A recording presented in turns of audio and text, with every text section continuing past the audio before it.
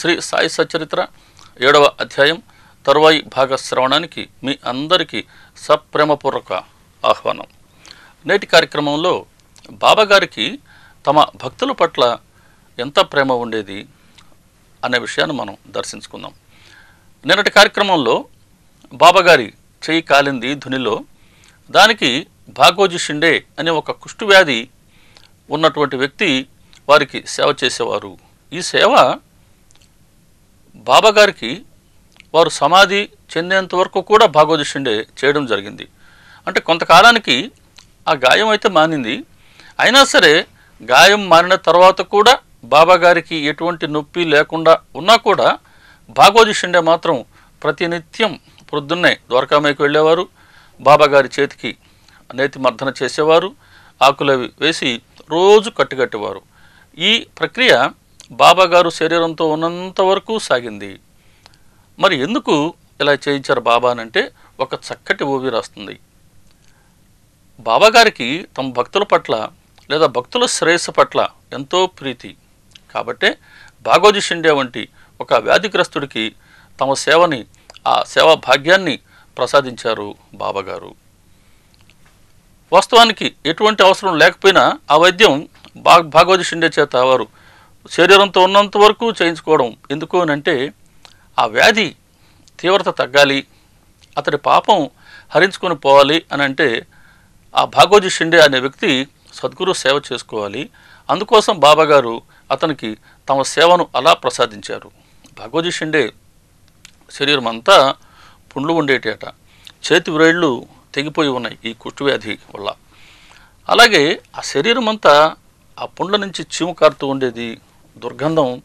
అలా ఎంతో దుర్భరమైన స్థితిలో వారు ఉన్నా ఏ పూర్వజన్మల్లో చేసుకున్న పాపం వల్ల ఆ వ్యాధి ప్రాప్తించింది భాగోజీ షిండేకి, అయినా ఏ జన్మలో చేసుకున్న పుణ్యమో మరి బాబాగారి సహవాసము లభించింది.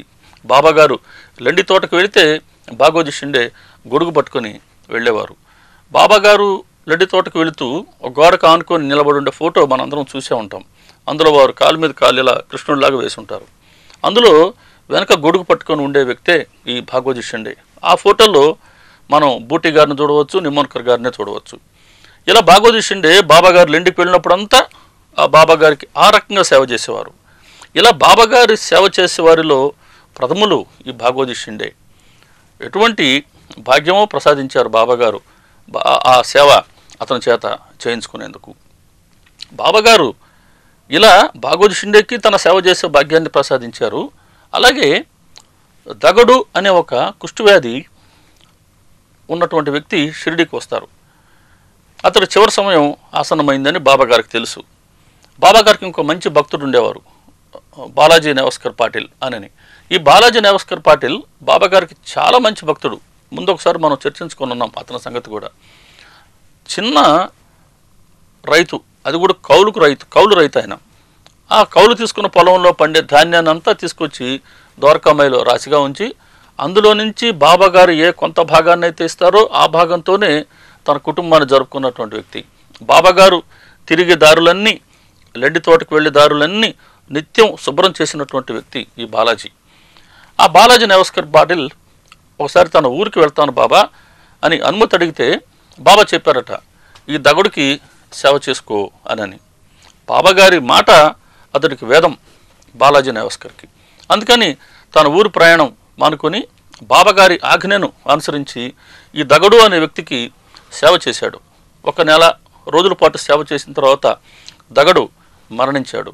ఆ తర్వాత నెవస్కర్కి వారి ఊరికి వెళ్ళేందుకు బాబాగారు అనుమతిచ్చారట. అలా తన భక్తులు కూడా మరి ఆ దగడికి ఏ జన్మలో ఏ రుణం ఉన్నారో ఈ బాలాజీ ఆ రుణాన్ని కూడా ఇలా తీర్చుకునేటట్టు చేస్తూ ఒక కుష్ఠరోగి వ్యాధికి, ఆ కుష్ఠవ్యాధి ఉండే రోగికి సేవ చేసుకుంటే అతడికి శ్రేయస్సు వస్తుంది అనే ఉద్దేశంతో బాబాగారు బాలాజీ నెవస్కర్ పాటిల్ చేత ఆ సేవ కూడా చేయించారు.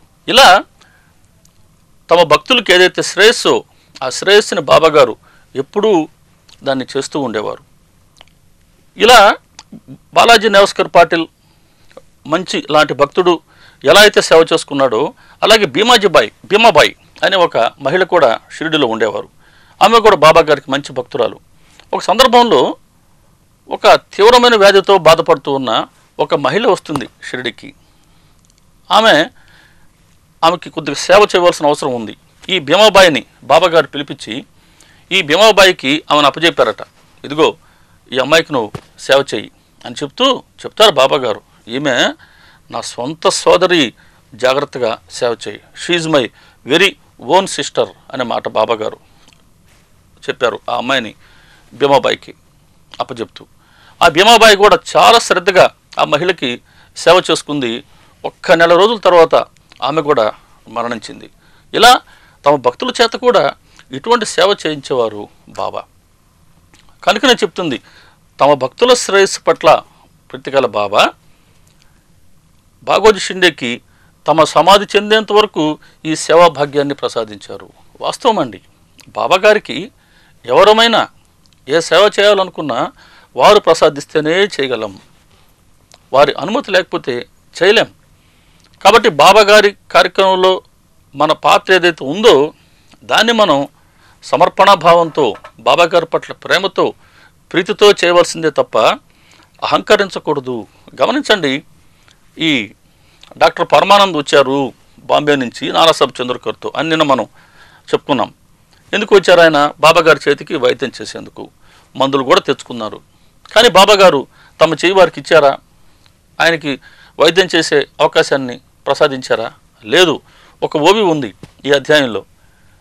పరమానంద తెచ్చిన మందులకు షిరిడి గాలి సోకనే లేదు, కానీ పరమానందకు మాత్రం బాబాగారి సందర్శన భాగ్యం ప్రాప్తించింది.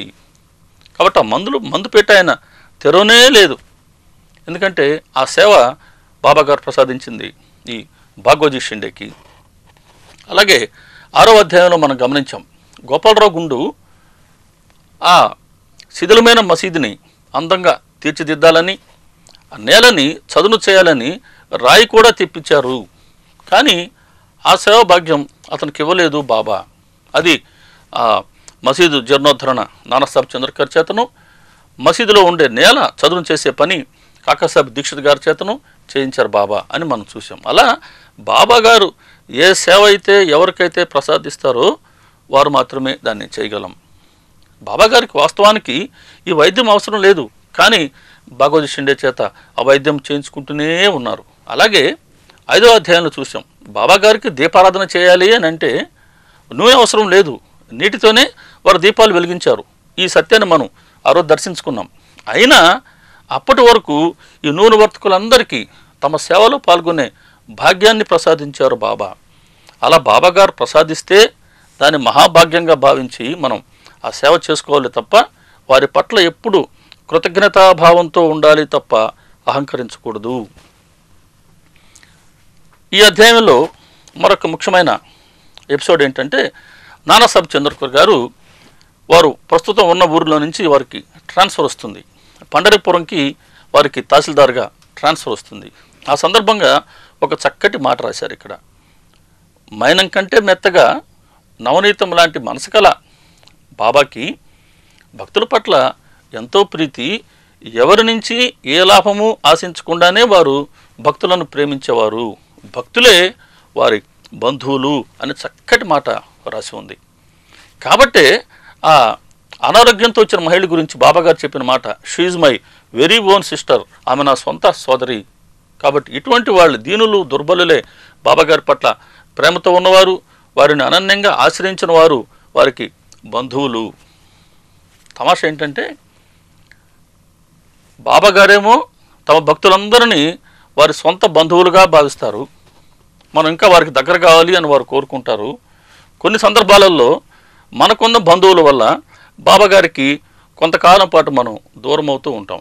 దీనిని మనం చాలా నిశ్చితంగా గమనించవలసి ఉంటుంది. సరే, చంద్రకర్ గారు ఆయనకి ట్రాన్స్ఫర్ అయింది పండరిపురంకి. పండరిపురం సాక్షాత్తు భూలోక వైకుంఠం. చాలా సంతోషపడ్డారు ఆయన, చాలా ఆనందం కలిగింది. వెళ్ళి అటువంటి ఆ భూలోక వైకుంఠంలో కొంతకాలం పాటు ప్రభుత్వ సేవ చేసే భాగ్యం వచ్చినందుకు. సరే, వెళ్లే ముందు నేరుగా తమ పండరిపురం షిరిడియే కాబట్టి, షిరిడియే తన మొదటి పండరి కాబట్టి నేరుగా షిరిడికి వచ్చి కుటుంబంతో సహా బాబాగారి ఆశీర్వచనం, వారి అనుమతి, వారి ఊది తీసుకొని వారిని కూడా పండరిపురానికి ఆహ్వానిద్దాం, బాబా మీరు వచ్చి మాతో నిశ్చింతగా ఆనందంగా పండరిలో ఉందరు కానీ అని వారిని ఆహ్వానించాలనుకున్నారు. ఆయన షిరిడీకి ప్రయాణమై వస్తూ ఉన్నాడు టాంగాలో. తను వస్తున్నట్టుగా వారు ఎవరికి చెప్పలేదు, అంటే బాబా గారి కబురు పంపలేదు, ఎటువంటి లేఖ కూడా శ్యామ లాంటి వారికి రాయలేదు. కాబట్టి షిరిడీకి ఎటువంటి కబురు లేదు. చంద్రకర్ మాత్రం బయలుదేరారు. చంద్రకర్ అలా వస్తూ వస్తూ షిరిడీకి ఉత్తరాన ఉండే నీమ్గాం దగ్గరకు వచ్చేసరికి మసీదులో బాబాగారు ఏం చేశారో చూడండి. అప్పుడు బాబాగారి దగ్గర మాల్సాపతి, వారి మిత్రులైన కాశీరాం, అప్ప షిండే ఉన్నారట. అలా బాబాగారితో కలిపి 4 ఉన్నారు. వెంటనే బాబాగారు అన్నారట, పండరిపురం ద్వారాలు తెరుచుకున్నాయి, మనందరం ఆనందంగా భజన చేద్దాం రండి అని. వారే ఒక పాట పాడుతూ భజన చేస్తున్నారు. తక్కిన 3 కూడా వారిని అనుకరిస్తూ భజన చేస్తూ ఉన్నారు. అలా పండరి విఠలుని భజనలో వీరందరూ లీనమైపోయి ఉన్నారు. ఆ భజన కూడా ఏంటి అని అంటే మరాఠీలో బాబాగారు చెప్పిన భజన. పండరిపురల జయాచే జయాచే, తిథెంచి మధ్యల రాహ్యాచే రాహ్యాచే, ఘర్తే మాధ్య రాయాచే రాయాచే. భావం, నేను పండరిపురం వెళ్ళాలి వెళ్ళాలి, అక్కడ నేను నివసించాలి నివసించాలి. కారణం అది మా గురువు యొక్క గృహం. కాబట్టి గురువు యొక్క గృహము, గురువు యొక్క నివాస స్థానం అయినటువంటి పండరిలో నివసించేందుకు నేను పండరి వెళ్ళాలి అని బాబాగారు ఆతురతతో ఆ భజన చేస్తూ ఉన్నారు. ఈ భజన చేస్తూ ఉన్నప్పుడు చంద్రకర్ గారి కుటుంబంతో సహా వారు రావడం జరిగింది. అక్కడ అందరూ పలకరించారు వారిని. అప్పుడు చెప్పారు వారు, ఇలా పండరిపురానికి నాకు బదిలీ జరిగిందండి, పండరిపురం వెళ్తూ బాబాగారిని కూడా ఆహ్వానించి వారిని కూడా తీసుకెళ్దామని వచ్చాను అని అంటే, మాల్సాపతి లాంటి వారు చెప్తారు, మీరు అసలు బాబాగారిని ఇంకెటువంటి కోరిక కోరవలసిన అవసరమే లేదండి, మీరు రాకముందే బాబాగారే తాము పండరికి ప్రయాణానికి సిద్ధంగా ఉన్నట్టు వారు తెలియచేస్తూ ఉన్నారు. ఈ భజన కూడా అందుకే జరిగింది. చాలా జాగ్రత్తగా గమనించవలసిన విషయం. నానాసాహెబ్ చంద్రకర్ కబురు చేయలేదు. నానాసాహెబ్ చంద్రకర్ మనసులో ఉన్న కోరిక బాబాగారికి తెలియదు అని మనం అనుకుంటున్నాం. కానీ బాబాగారు సర్వవ్యాపి, సర్వాంతర్యామి, సర్వజ్ఞులు. చంద్రకర్ కోరిక వారికి తెలుసు. కాబట్టి పండరిపురం నేను నీతో వస్తున్నాను, ఈ శరీరంతోనూ నేను నీతో రావాలనా, నువ్వు నా పట్ల భక్తి ప్రేమలతో ఉన్నంత వరకు నేను నీ వెంటే ఉన్నట్టు కదా అని పండరిపురం వెళ్తున్నట్టుగా ఆనందంగా భజన చేస్తూ ఉన్నారు. కాబట్టి బాబాగారిని ఎటువంటి కోరిక మనం కోరుకోవాల్సిన అవసరం లేదు. ప్రతి సత్సంకల్పాన్ని వారు ఆమోదిస్తారు, అనుమతిస్తారు, ప్రోత్సహిస్తారు.